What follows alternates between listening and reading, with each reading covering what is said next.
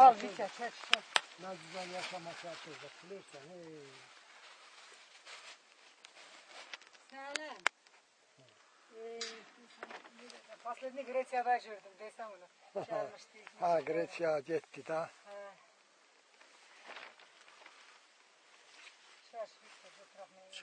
Çekiyorum. Vur. Benim her işini de desem ona etmiş. Rahat güzel. Kimin yapan yeri. Ambra öyle kimin gördüm. Hep olmuş gitmiş. Ya öyle içi değil de. Koyuyorlar. Ben de koyacağım şimdi. Sana koyalım.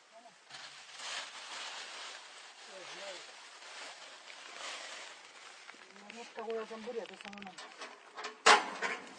Yanırsan yakarsan desem. Gel hele her pazar günü. Her pazar günü. Ben onun iki pazarda bir gelirim. Üç pazarda bir. Bunlardan mı? Her pazar günü. Oturak soğuk. Şimdi taneliyorum Ne? kavga. Ne de sünnet etti. Evet ya. Desem onun yanında sınırmak etmiş. Seni de sınırmak edeyim. Aha.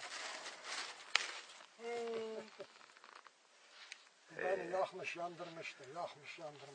Tek koyuyor ya. Kolay değil. Desem onu beraber yaşamak. Canına kurbanına. Hele güzel müebbetli yaşayacak. Hele güzel müebbetli yaşayacak. Ne bileyim ne forma. Hey. Bu da sizin adınıza hepinizin. Nereye yakasan nereye kakasın. An orada. Anına bir yere koy hatta geçer hatta şeydir. Sizin adınıza. Öcünüydü geldim ben buraları yap düzelttim ettim ama gene yıkmış.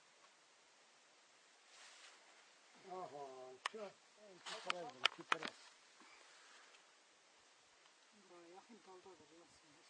O yaşıcada mum doldurmuştum ama bilmiyorum duruyor yoksa yine yakan oldu.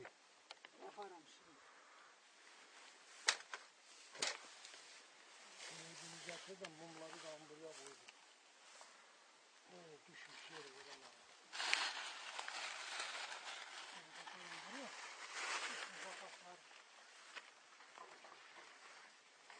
Bir tane var. Onları ben gelir yakıyorum. Unutmadım geldi.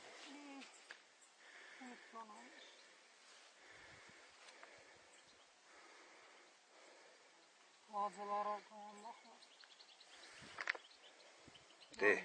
yanmıyor, tandır kalsın, yanmıyor. Neydi ben yakıyorum. Bunların da İki beraber et, yanar.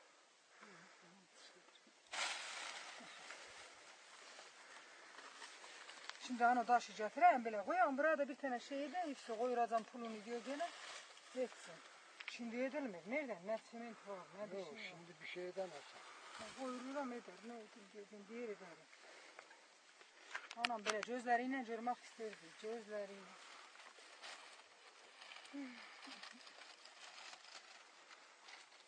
Bulduk sırdık.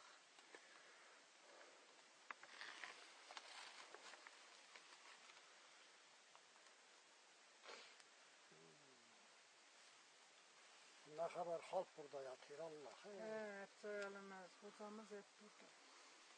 Neyse.